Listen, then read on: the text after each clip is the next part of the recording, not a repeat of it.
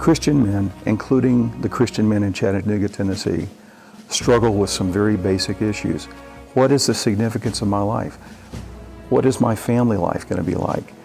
Is what I'm doing meaningful? It's hard for pastors actually concentrate and focus on one aspect of ministry. So, and a lot of times in our churches today, the men are the ones that get left out. We put a lot of focus on the children's ministry, the youth ministry, the senior citizens ministry, the women's ministry, and in most cases it's the men's ministry that kind of gets left out. I think pastors have so many responsibilities on their plate, and they get pulled in so many different directions that they don't get to do some of the things that they would really like to do, which is spend more individual time training people to be ministry leaders and lay leaders. And that's unfortunate, but it's a reality for many pastors. One of the chief burdens of any pastor would be the spiritual well-being of his congregation, and I'm sure this weighs on his heart heavy at times.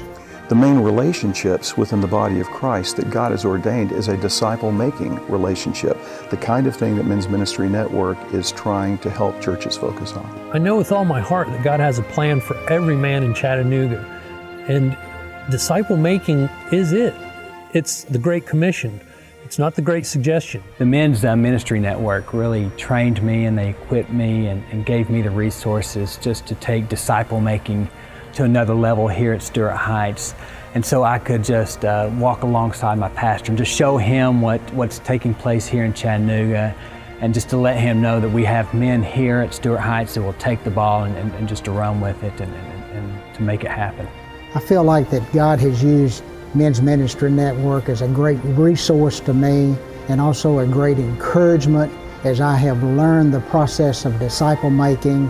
And as a result, I'm able to share that with my pastor and encourage him and remind him that there's resources outside our church that's available that we can use in the disciple making process. One of the things that Men's Ministry Network has been able to do for us is they have come alongside us and given us the ability to bring structure to the disciple-making process. The men who are beginning to engage in the disciple-making process are kind of getting the team atmosphere going, where they feel like they're joining arm in arm and really taking this issue on.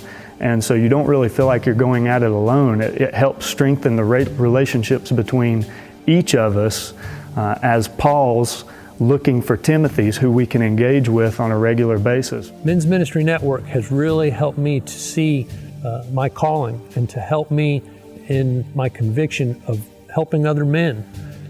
I couldn't have done it without the tools that they have supplied.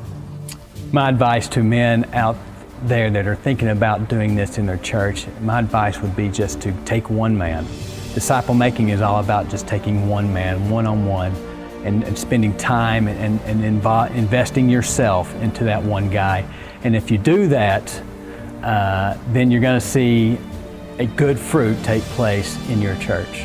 I love the city of Chattanooga. I was raised here. It's a wonderful place to serve the Lord. It's a very generous city, and God has raised up some wonderful pastors in this city who serve Him faithfully.